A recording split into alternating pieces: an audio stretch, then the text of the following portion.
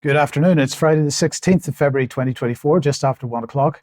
Welcome to UK Column News. I'm your host, Mike Robinson. Joining me today by video link, we've got Vanessa Beeley from Damascus and Ben Rubin from London.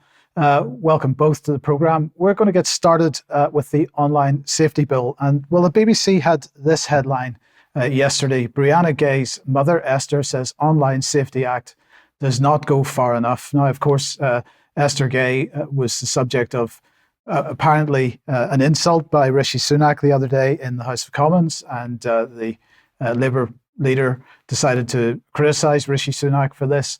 And of course, this has driven a lot of headlines over the last couple of days. But one of the features of this is that Esther Gay said that although she tried to withdraw access to her mobile phone to her daughter, in fact, that really wasn't practical because of bullying and other reasons. So she basically had to give the phone back. Now, of course, this is driving a lot of narrative with regard to protection of children online, with respect to the Online Safety Act. And of course, behind this cover for censorship is the entire censorship regime. But let's remind ourselves that Ofcom has a consultation going on at the moment. This is the first of four major consultations that Ofcom, as regulator of the new Online Safety Act, will publish as part of our work to establish the new regulations over the next 18 months. So the timing of the Esther Gay story very prescient. So this consultation ends on the 23rd of February, in a few days' time. And they say that they will cover the following: the causes and impacts of illegal harms, how services should assess and mitigate the risks of illegal harms, how services can identify illegal content, and our approach to enforcement. And of course, they're suddenly talking about illegal harms because the concept of legal harms was dropped following pushback from the general public during the process of the Online Safety Bill going through on its way to becoming an act. But the question is, what are they talking about here in terms of assessing and mitigating risks of illegal harms and approaches to enforcement and so on? Well, first of all, what kind of organizations are they talking about? They talk about large services. As discussed, we propose to define a service as large, where it has an average user base greater than 7 million per month in the UK, approximately equivalent to 10% of the UK population. So, okay, that's talking about Facebook, Twitter, these types of organizations. But then they go on to talk about small services, smaller services. These are all services that are not large and will include services provided by small and micro businesses. So this goes down to a one-man band, assuming you're a business of some kind, providing any kind of online discussion forum or perhaps a campaign group of some kind. Doesn't have to be very, very big at all. And the question then is, what's the regulatory hurdle or the regulatory burden going to be on people? So let's have a look at a couple of the tables here. Well, first of all, a named person is going to have to be accountable to the most senior governance body for compliance with illegal content safety duties and reporting and complaints duties. And that applies to smaller services, so that's small organizations, even down to what Ofcom would describe as being low-risk organizations. And in fact, there are, I think, something like 14 pages of tables similar to this of regulatory burden, which is going to be imposed on even the smallest organizations under this legislation or under this regime. And if we just look at the end of this in terms of record keeping itself, so they have an annex here on the records that providers must make and keep, the fact that they need to be durable, easy to understand, and up to date. Where reasonably practicable, records should be kept in English or Welsh, but if there should be a translation into English, records should be updated to capture changes in risk assessment or code measure, but earlier versions should be retained so the provider is able to provide both current and historic records of how it is complied with the relevant duties. Records which are no longer current should be retained for a minimum of 5 years unless a specific record has been provided by Ofcom. So clearly this is going to be a massive burden on smaller organizations that don't have the staff, don't have the money to pay for this type of regulatory administration. But let's see where this ends up, because of course at the heart of this pornography providers. This particular grouping has been the poster boy for most of the legislation here with respect to safety for children. And of course, behind all this is the idea of age assurance. So what they say here is that digital identity, wallets, open banking, photo ID matching, age estimation based on face biometrics, mobile operator checks, credit cards are all considered sources of highly effective age assurance. And basically, they are going to require this type of age assurance. Now, of course, this isn't going to impact children so much necessarily. It's certainly going to impact all of us because we're all going to have to validate our ages with any platform. It'll start off with the pornography industry, but it won't end there. It will move out from that to many, many other areas of internet use. And of course, this is ushering in digital identification, amongst other things. Open banking, they talk about. Well, what does that mean at the end of the day? We shall see. But this doesn't end in the UK. Of course, we have similar legislation in the EU, but now the United States is catching up quickly with the Kids Online Safety Act, as it's being called. This now has enough support in the Senate to pass, at least as far as the Senate is concerned, and that's following pressure, which resulted in various issues being dropped from the bill that were preventing that from passing. It's, as usual in the United States, getting exactly the same of media treatment as this type of thing has been in the UK. Multiple threats converge to heighten disinformation risks to this year's US election, says Just Security, and they tell us about how great it is that the Kids Online Safety Act is on its way in the United States. So where does this end up? Well, whether we're in the US or the UK, these legislation and the various regimes that build from it enable widespread censorship. It will lead to age verification and identification checks right across the internet. It might be using children as the excuse to begin with. It might be using pornography as the excuse to begin with, but this will expand. Vanessa, let me just ask you for comment here. I realize I'm hijacking you, but what are your thoughts on this? Well, I mean, it's what we've always perceived it to be, the beginning, the thin wedge of overall censorship of anything that is going to challenge the establishment, but also, as you said, the incoming of digital ID when you're talking about age verification and identification checks. And we're already seeing that. I've mentioned before that YouTube, every time I want to upload something, demand a verification from me. Facebook locked me out the other day. Twitter regularly now raises questions. So it's all heading in the same direction. It is indeed. And just to finish this off then, just mention the fact that, of course, at the heart of this was the availability of mobile phones to children and the resulting devastating effects of that. We published an article back in 2019 by Dr. Mike Williams talking about this. Screen time is damaging us. And one of the things that he's highlighting here is the neurological effects that the use of these types of devices have, particularly on very, very young brains. And of course, those effects don't disappear as the brains get older because the damage has already been done. So if you haven't seen that or read that article, Screen Time is Damaging Us, please have a look at that and you could perhaps share it. Now, Ben, let's welcome you to the program. And well, what are we talking about here? UCL, what have they been up to with respect to climate change and net zero? Quite a lot, it would appear. I've been out in the field this week. I've been behind enemy lines, you might put it. Not that we're in an actual war zone here in London, but there's certainly a propaganda war going on, and UCL sit right in the thick of it as far as it relates to the climate crisis and the green transition. And they ran this big event that I went to on Wednesday, local to national, achieving the green transition, hashtag love your planet. And this was a big collaboration between UCL and the Climate Reality Project, which was held in Logan Hall, which is in UCL's big brutalist Death Star of a building down in Bloomsbury in central London. So, for those who don't know, UCL is University College London. They describe themselves as London's global university. They've got 51,000 students, 16,000 faculty.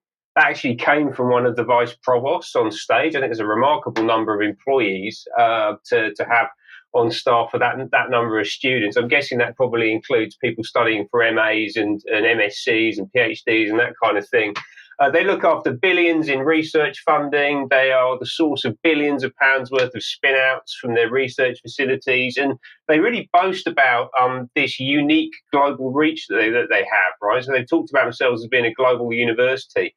They actually we're really pushing this on stage. So they co-author more papers as an organisation with other academic institutions from G7 economies than any other UK-based academic institution. They're really hot on climate science, policy and communication. And this is very clearly an important conduit point for these ideas to get out into the wider academic, political and economic ecosystem. So UCL is right in the heart of all of this climate stuff that we're hearing about. The event, as I said, was done in partnership with the Climate Reality Project. Now, this is a really interesting organisation. They're basically a global activist network founded in 2006. They've got a network globally of 3.5 million people that they boast about, and they're all focused on delivering a just and sustainable transition to net zero. We're very familiar with all the language, and it's chaired by Al Gore, former US president and climate aficionado, and he opened up the session. I'm going to play a little clip of his opening remarks. Hello, everyone. I'm really glad to join in welcoming all of you to this important gathering. And let me start by simply applauding the tremendous partnership between Climate Reality Europe, University College London, and the Climate Cafe for coming together to organize today's event. Together, all of us have just lived through the hottest year in recorded history here on Earth, a year that many scientists believe was the hottest year in 100,000 years and probably much more than that.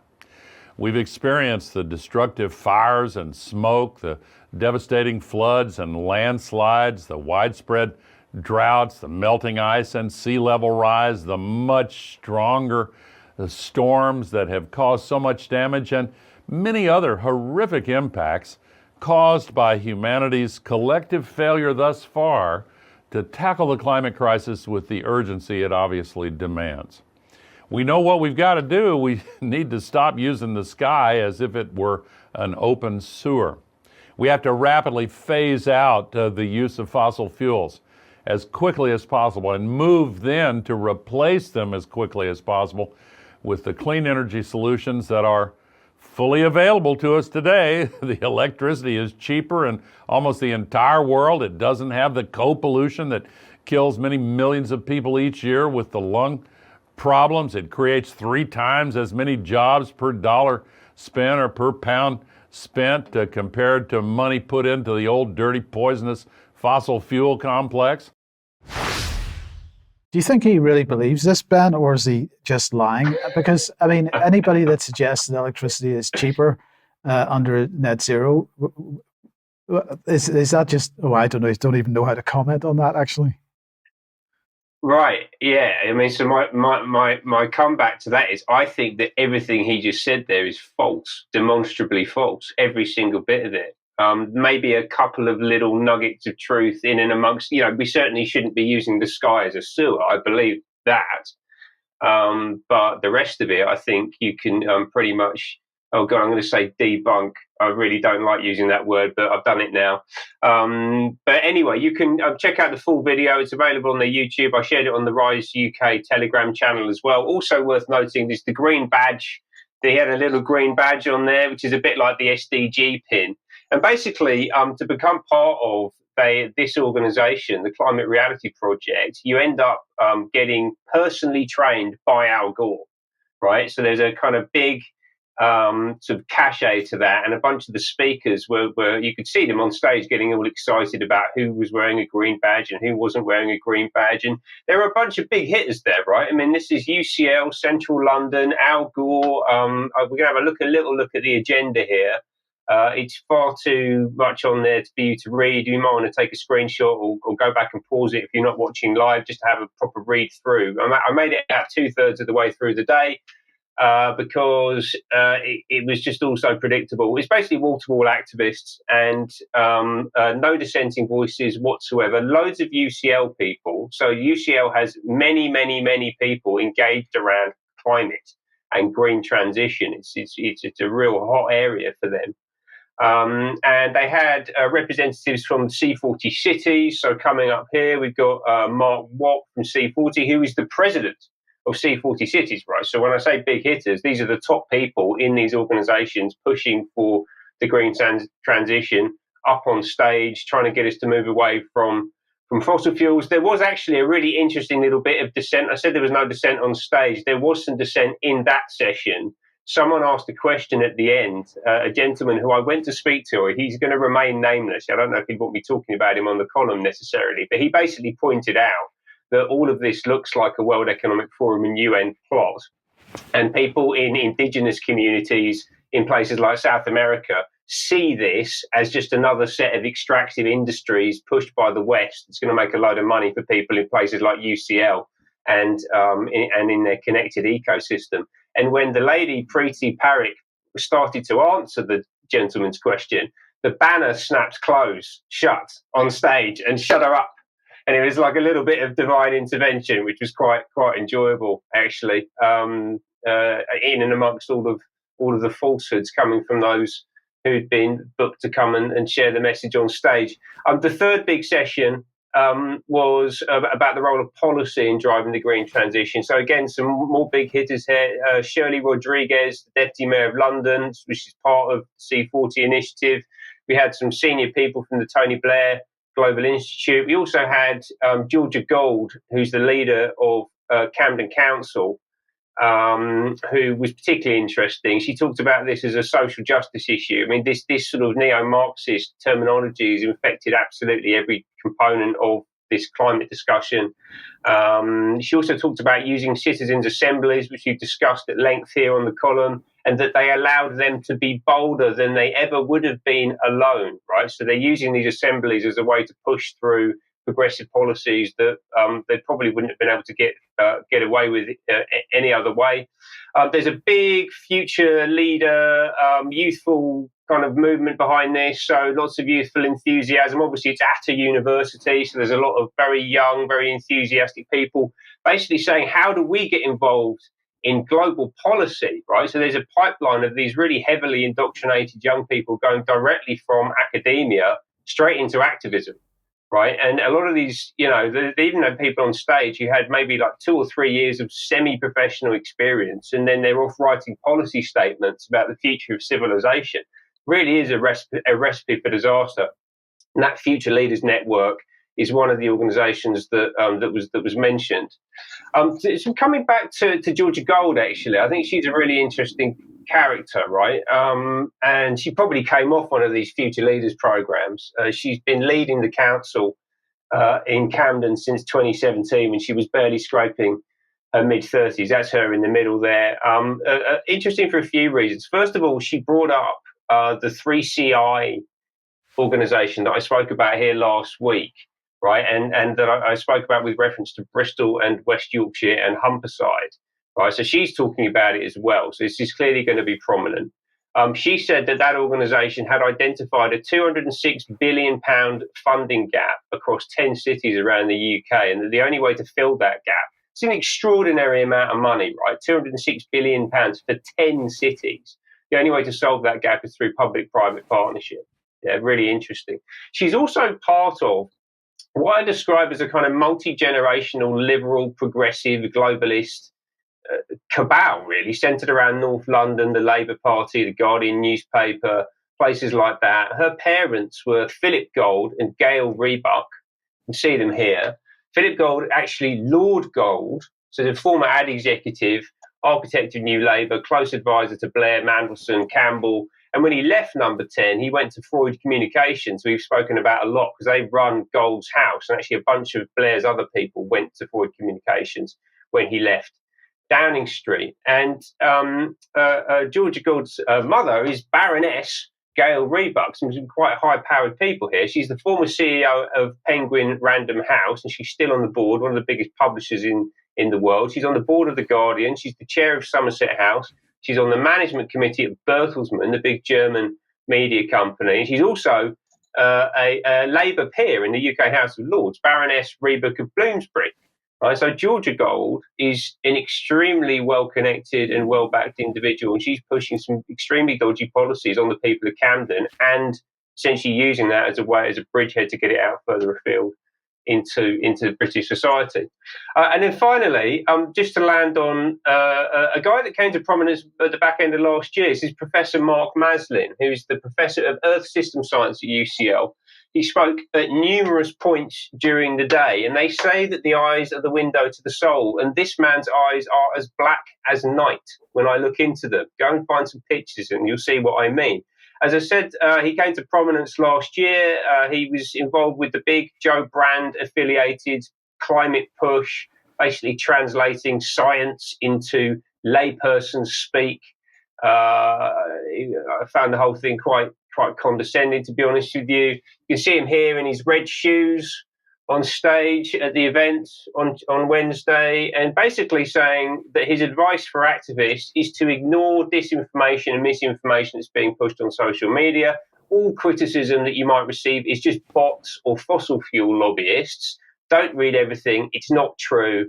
And the public can smell a fraud, which I thought was quite a remarkable thing for him to say, because he certainly smells like a fraud to me. And I think the public are actually onto this, because Nesta published this piece a couple of days ago, basically pointing out that an increasing number of people believe that the media exaggerates the impact of climate science, especially in the 16 to 24-year-old age group, which goes some way to telling me that this entire program is failing and that there is some hope for the future.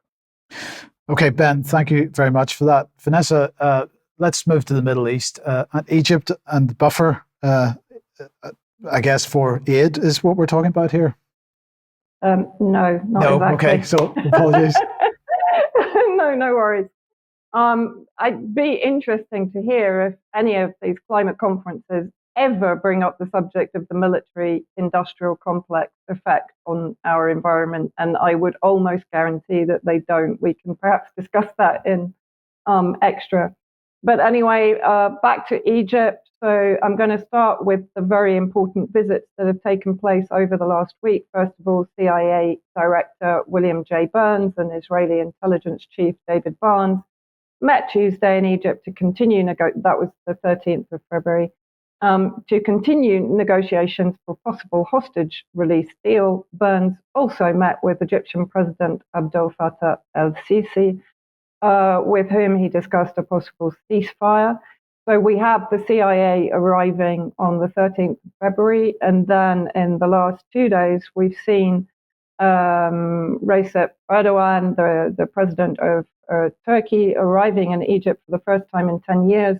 They actually entered a stage of enmity, of course, when President Sisi, and it's spelt wrong in the Haaretz article of Sisi, overthrew the allegedly democratically elected President Morsi. So this was, to some degree, a fairly important meeting. But of course, it's centered around Gaza. Erdogan is trying to get more influence over the negotiations.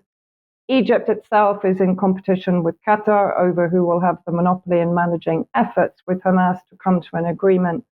But what's interesting here, now Egypt talks about its national security, which could come to pass the risk if masses of upwards of 1 million Gazans were to come across the border into Sinai, if and when, and of course Israel has actually begun the military operation, or certainly the bombing operation in Rafah in the far south on the border with Egypt.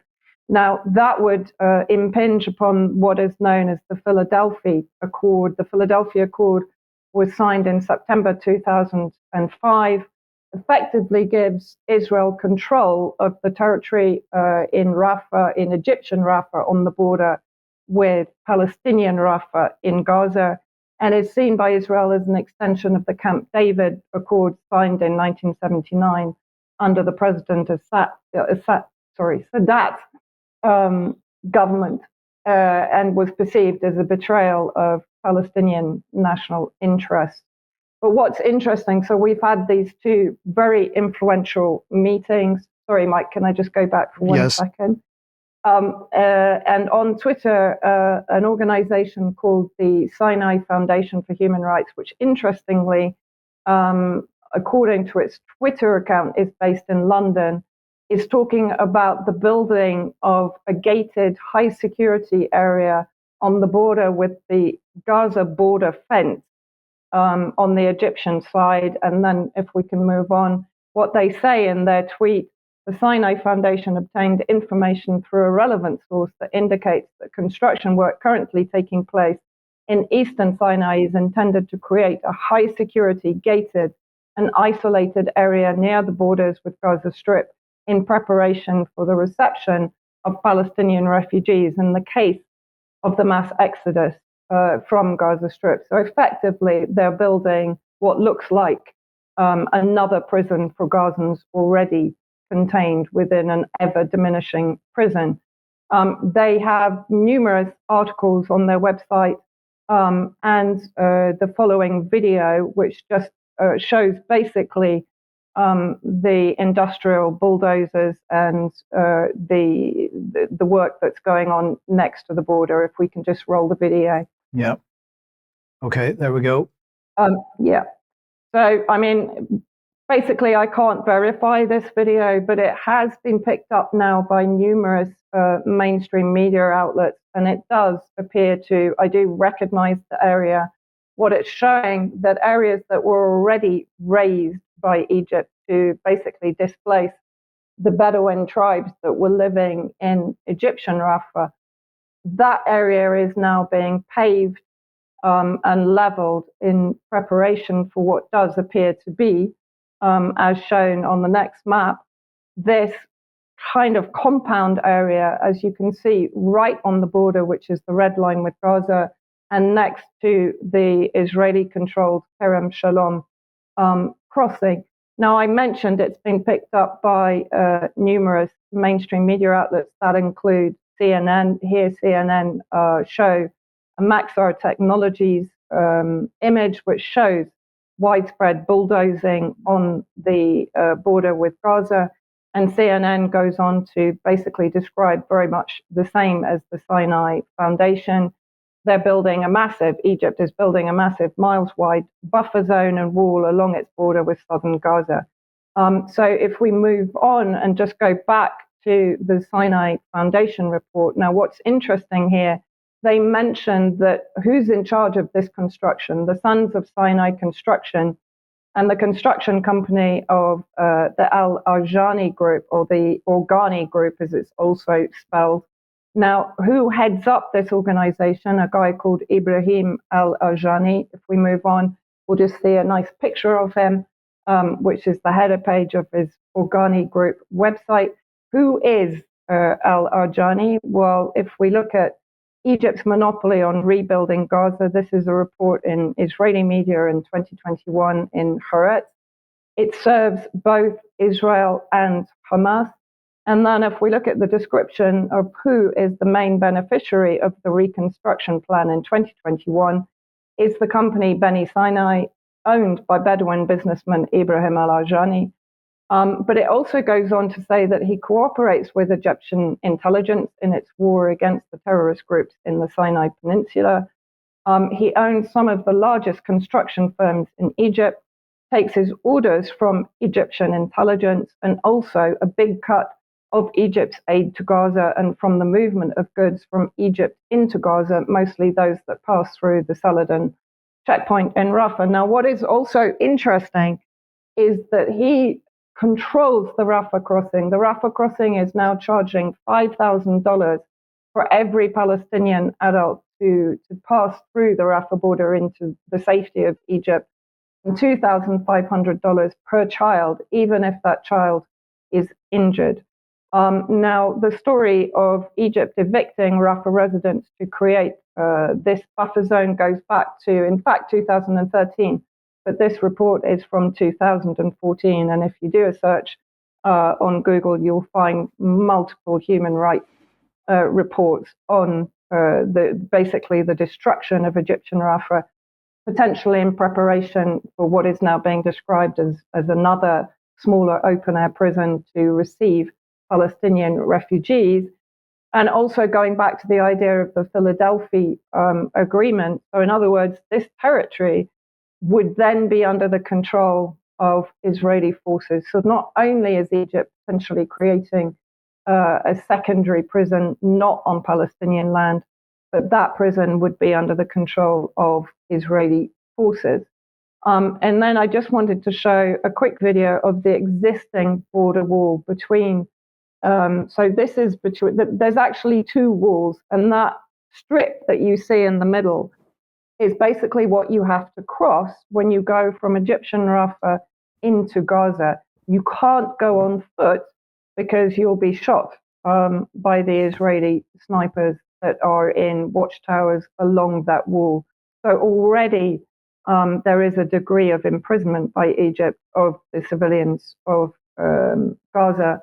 And then I also wanted to just quickly show this video, which came out in the last week, of kids, starving kids, that have been displaced multiple times and are now in Rafah, to the furthest south of Gaza that was designated a safe zone by the Zionists. Now there are almost daily massacres of upwards of 100 Palestinians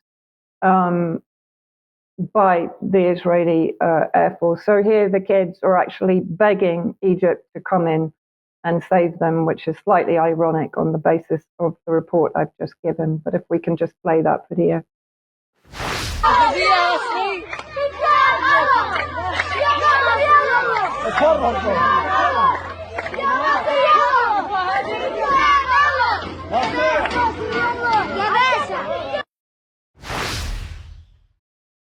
So basically, it does appear as if Egypt is not only profiting from the imprisonment of Palestinians inside Gaza, but it is now enabling the Israelis to ethnically cleanse Gaza into another prison not on Palestinian territory.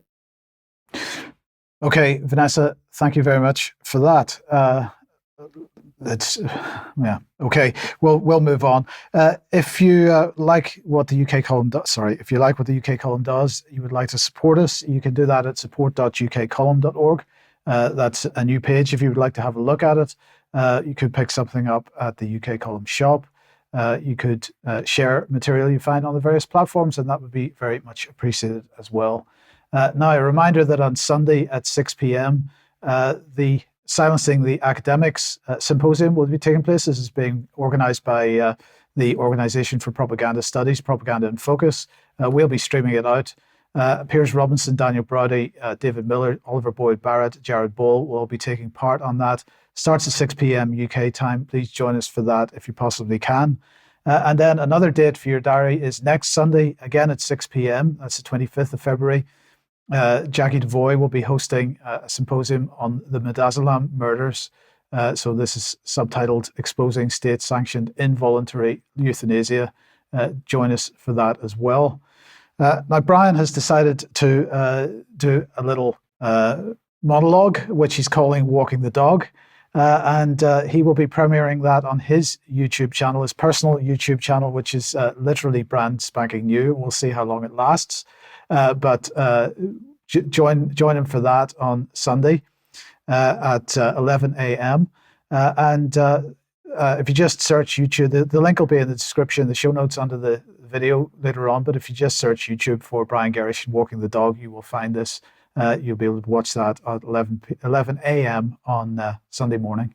A quick reminder again of Stand in the Light Festival taking place on May the 24th to the 27th. That's in Workington, near Workington in the Lake District.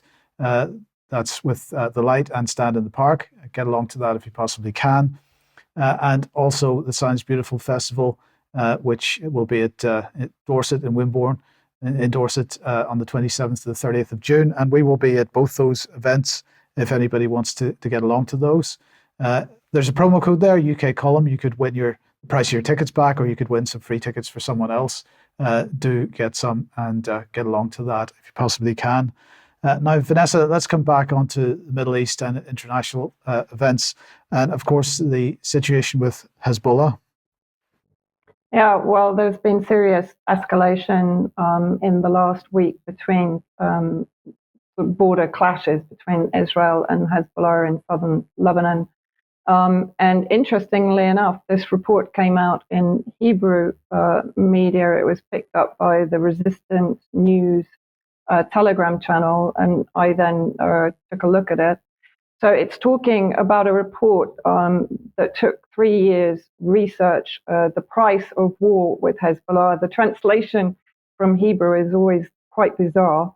And it talks about the devastating and bloody war against Hezbollah, and it details basically why that would be such a high risk strategy for Israel.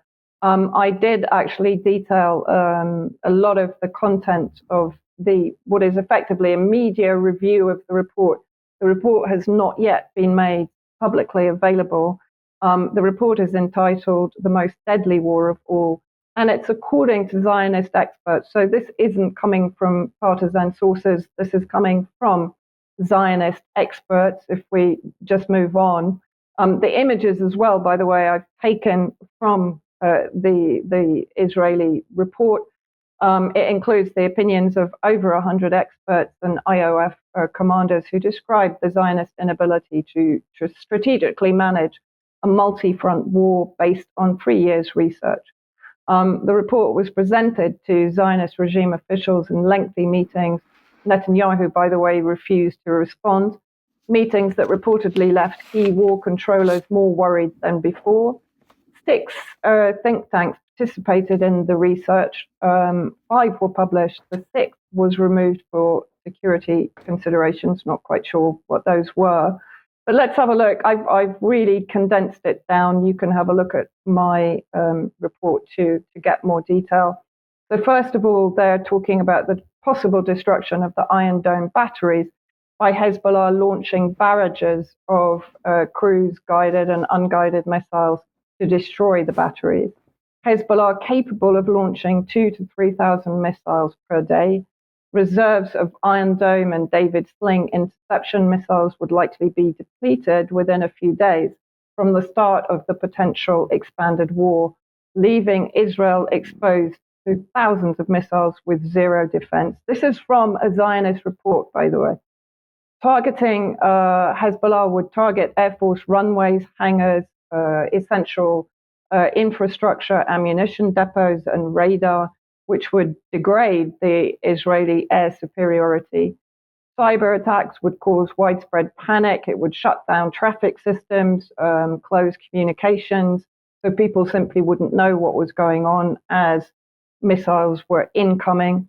And as Sayed Hassan Nasrallah, the Secretary General of Hezbollah, noted in 2019, targets could also include, of course, power stations, electric infrastructure, as well as desalination, water transport, and the ports of Haifa and Ashdod, all of which lie on a thin strip of coastal land in occupied Palestine. And then finally, and maybe most importantly, although, as I say, there are more details in the review of the report itself, Hezbollah is not isolated.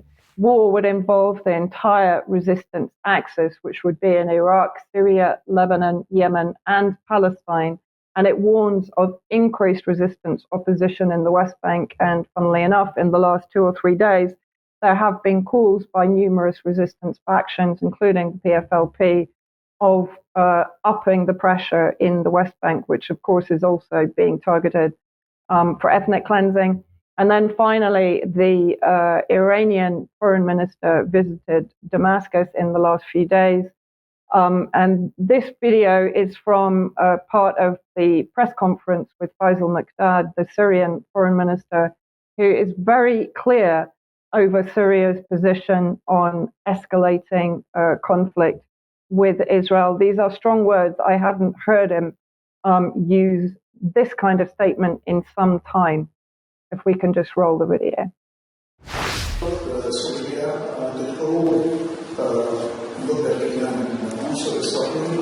وهي على استعداد تام لخروج أخرى تقرر فيها سوريا أنك وهي وهي. So, interesting development. While Israel appears to be escalating the conflict in the north and facing an explosion of resistance, pushback in the West Bank, Syria talking about a new war with Israel and that they will pick the time and place when they respond to Israeli unlawful aggression against Syria, which has been ongoing since 2011. It's interesting times. As I said, this is an Israeli report, which has created some trepidation even among the military command in Israel. And just say that your coverage of that is on your Substack if anybody wants to find it. But I'll just also mention, Vanessa, the continuing Israeli strikes in Syria came very close to you a few days ago. Yes. The day before the arrival of the Iranian foreign minister, there was the shooting down of 2 surveillance drones over my area of Damascus. And that was followed by a failed assassination attempt at around 1 a.m, which was about 2 streets away from me, which brought down an entire building, which had luckily been evacuated prior to the strike because of the bringing down of the 2 surveillance drones. Yeah, okay, thank you for that. Now let's continue with the war theme. And of course, we've got absolute hysteria going on at the moment because of Russian nukes in space. We can see who's hiding behind the globe there. This has been all over the mainstream press because of a statement made by the US House Intelligence Committee Chairman Mike Turner. And of course, he gave no details because he said that the information was still classified. So he threw out this claim and then had nothing to back it up. And of course, that left the mainstream media to fill in the gaps, of which there were many. So let's just have a look. The Telegraph: Russia is preparing to launch nuclear weapon into space, US fears. We had Defense One: is Russia putting anti-satellite nuke in space? We had the Mail: how Russia's brazen plan to put nukes in space could cripple America, causing a nationwide blackout, grounding military aircraft fleet, and disabling banking system. It gets even worse. Then we had the Sun: Putin planning to launch Russian nuclear weapons into space in serious threat, warns US intelligence. And we can't leave out the Atlantic Council, of course. Experts react. What to know about Russia's apparent plans for space-based nuclear weapons. So if you want to know what it's all about, even though nobody knows what it's all about because it's apparently still classified and nobody's made any statements about it, if you want to find out what the mainstream media is making up about this stuff, there's plenty of examples right there. But in the meantime, with the expansion of the escalation in the Middle East and Ukraine and various other places, what's the Russian attitude to all this? Well, here's Sergei Lavrov, and he was commenting day before yesterday about the fact that the West is creating instability in region after region. He's saying that the Americans want, so to speak, controlled chaos. However, I actually don't think they know what they're doing. Well, I'm going to say that I think they do know what they're doing, and I think Britain knows what it's doing very, very well because it's all over the documents and the doctrine that they push out. So let's just have a look at RUSI to start off with. This is going back a little while. This is from the Land Warfare Conference a couple of years ago. And they were saying this, that on the other hand, they said, since the UK and other NATO members lack conventional dominance of the US, competing beneath the threshold of armed conflict may be necessary. And this is the game that's being played here, as far as I can see. They're pushing out these regional conflicts in various parts of the world, in the Middle East, in Ukraine, in Africa, using proxies. It doesn't directly involve us, although we are pushing in weapons and so on. We're rapidly running out of weapons to continue to push in, but the aim is to maintain a level of tension, but maintain an all-out, below the threshold of an all-out kinetic war with Russia or China. Not just RUSI talking about this. Here is the former chief of the defense staff saying our new strategic command, which formally stands up next to this, is going back a couple of years, as a successor to Joint Forces Command, is charged with driving the essential integration across a modernized force to achieve multi-domain effect. But here's the key point. It will develop and generate the capabilities we need to operate successfully in this sub-threshold context, or grey zone, as some call it, including space, cyber, special operations, and information operations. And we cannot forget the comments of Mark Carleton-Smith. I think this was 2017. He's the former Chief of the General Staff. Let's remind ourselves what he said. Systematically exploiting instead that hybrid space that exists between those two increasingly redundant states of peace and war, artificial and binary characterizations of a strategic context that no longer exists today, but which still drives much of our policy and legal definition and their associated frameworks.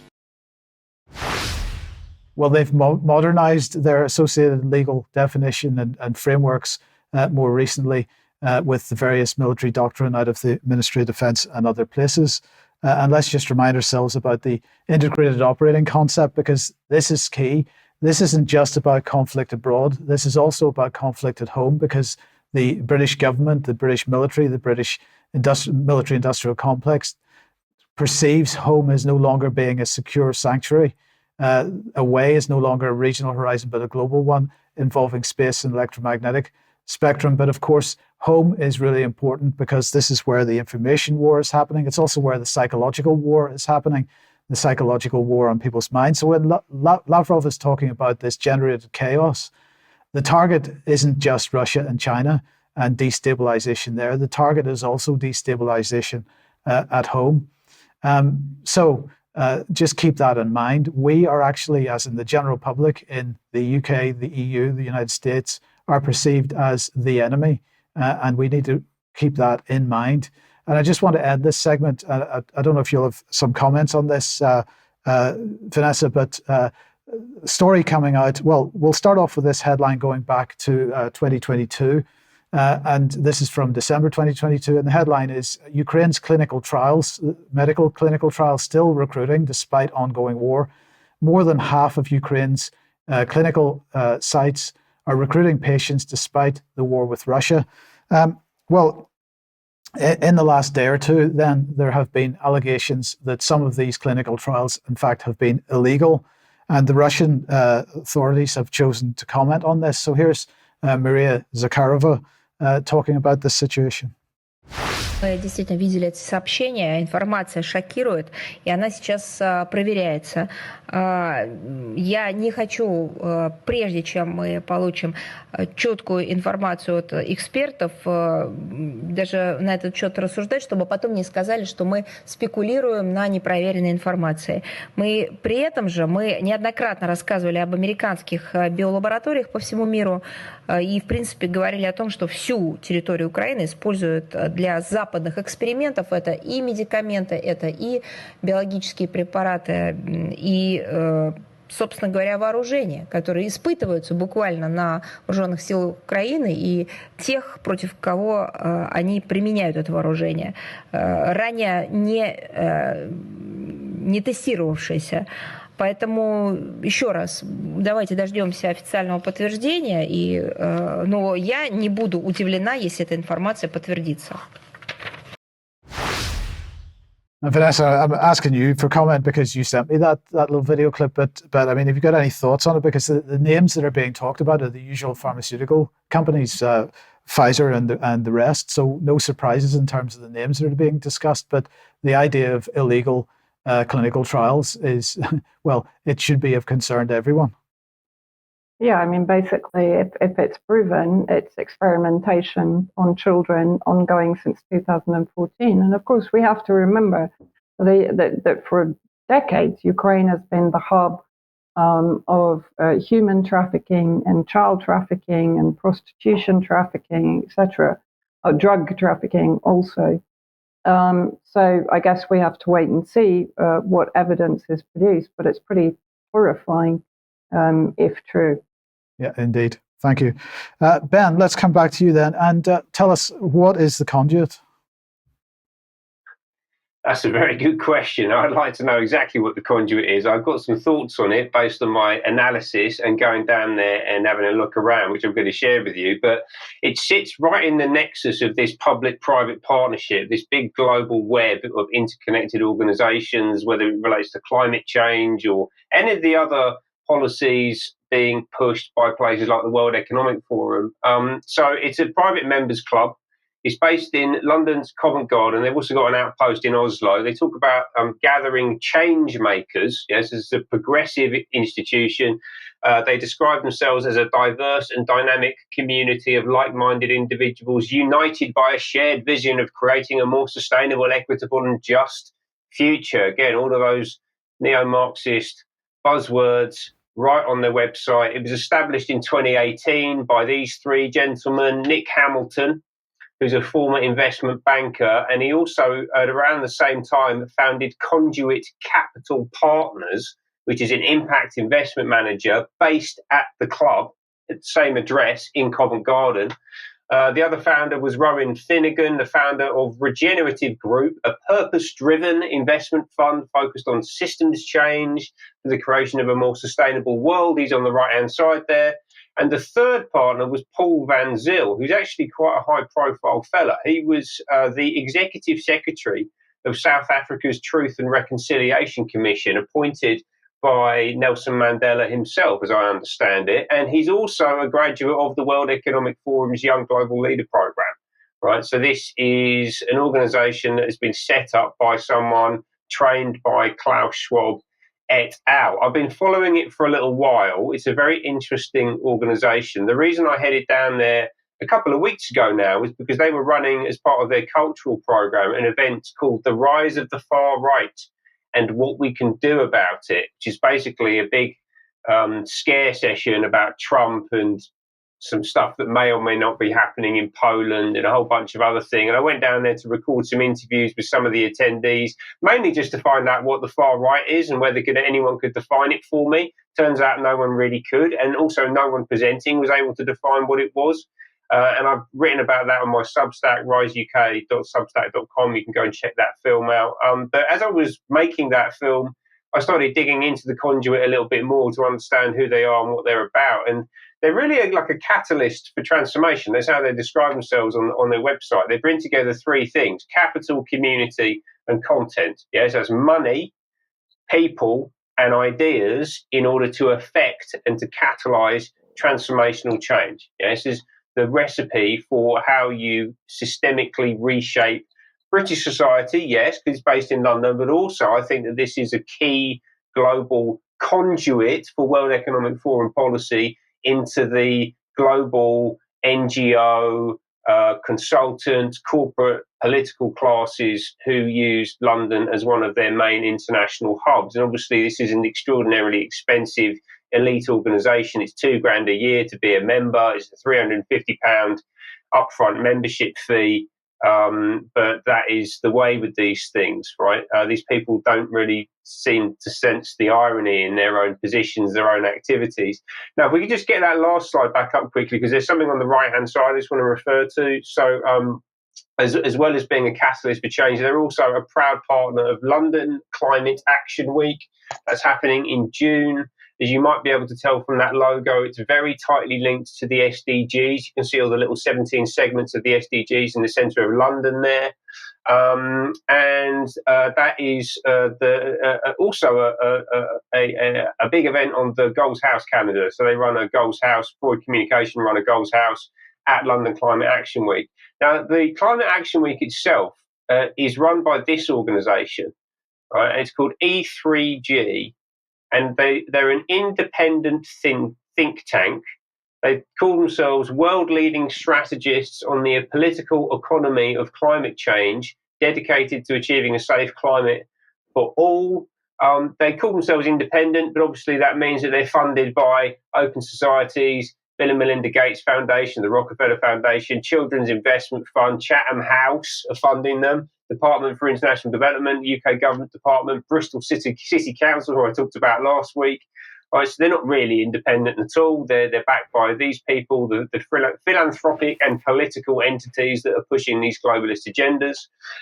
Interesting crop of people. I mean, they've got a lot of employees and been going for about 18 years now. So I'm just going to point to three people in particular that really jumped out at me. The first one is Nick Maybe, who's the owner and founder of E3G, which runs London Climate Action Week.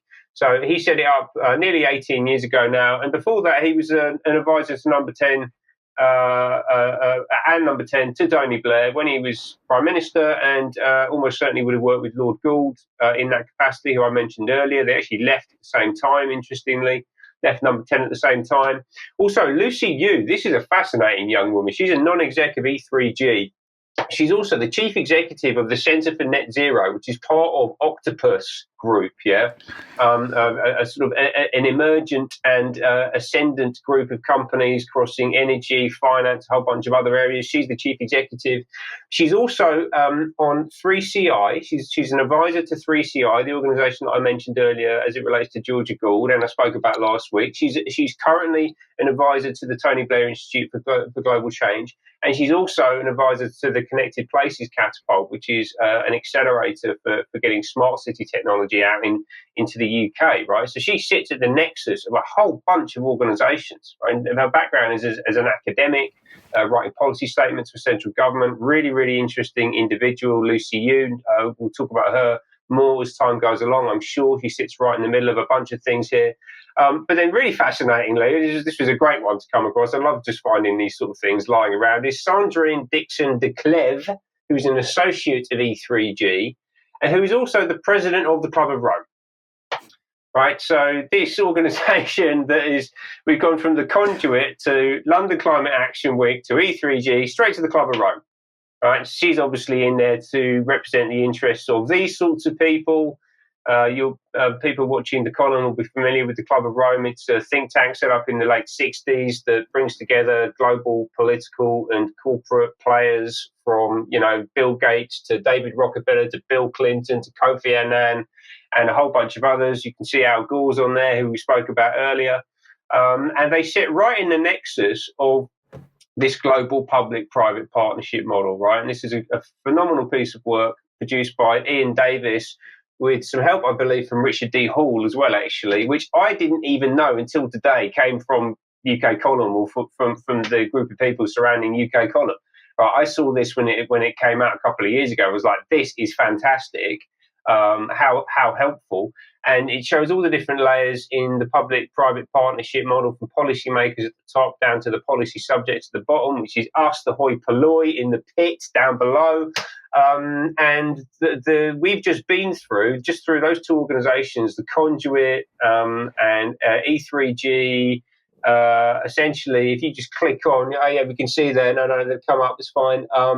Basically, we are covering, just through those two organisations, huge swathes of the global public-private partnership ecosystem. You've got the World Economic Forum in there, the Club of Rome, Chatham House, the Rockefellers, the UN, the philanthropists, national governments, the policy propagandists, E3G, and the Conduit and London Climate Action Week are right in the thick of all of it. Yes, indeed.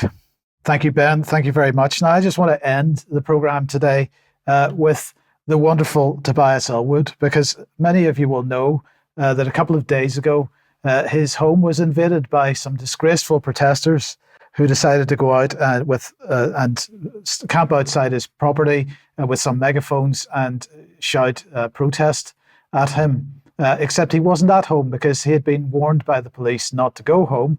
And his family wasn't at home either. But nonetheless, it resulted in a bunch of headlines like this one from the BBC. Tobias Ellwood says MPs are not fair game after protests at home. And I was wondering why. Why did this happen? Why now? And so on. And I very much wondered whether this was in fact some whether this was a genuine protest or not. Let's put it that way. And fascinating, therefore, that the Home Office has just released some proposed amendments to the upcoming Criminal Justice Bill. Now, just to remind everybody what this is about, first of all, it's making sentences longer for the most dangerous criminals, including by making rapists serve every day of their sentence behind bars. It's about establishing powers to transfer prisoners in and out of England and Wales to serve their prison sentence abroad. It's not just Julian Assange that's facing that, but many other people as well. Give the police the powers they need to tackle theft by creating a new power to enter premises without a warrant to search for and seize stolen goods, such as phones located using GPS tracking technology. Give the police greater access to driver and vehicle licensing agency database to identify criminals. And just a quick reminder that this fits into a whole bunch of other stuff that's going on at the minute, which is really pretty draconian. We've been talking about the types of legislation that we've seen over the last few years. This is just the next tranche. But of course, we shouldn't forget that it's also going to help vulnerable individuals off the streets and direct them to appropriate support. So you won't be, if you're homeless, allowed to be out in the streets. You'll be lifted and taken off somewhere, who knows where. We've already seen that type of thing happening with property belonging to homeless people just being thrown in the back of bin lorries and so on. But here's the point. The Home Office in the last few days has released some new amendments which is going to crack down pretty heavily on the right to protest. For example, as we saw outside Tobias Elwood's home. So the police already have the ability to ask individuals to remove various face coverings and so on if necessary, but face coverings would be banned at protests from now on, which is quite ironic, bearing in mind what we've just been through over the last 4 years. But flares and pyrotechnics are going to be absolutely banned and so on. But a whole bunch of other restrictions on campaigning and protest coming into the criminal justice bill. And just at the right time, just as this was announced, this event happens at Tobias Elwood's house, who we should never forget is a serving reservist for 77 Brigade, the UK government's propaganda and spying operation. So all a coincidence, I'm sure. And I'm sure Ben and Vanessa will have a little bit more to add to that in extra. But we got to leave it there for today. I'm going to say thank you very much to Ben and Vanessa for joining me today. And thank you all for watching. We will see you on Monday at 1 p.m. Have a great weekend. And well, if you're not a UK Column member, we'll see you otherwise for extra in a couple of minutes. Bye-bye.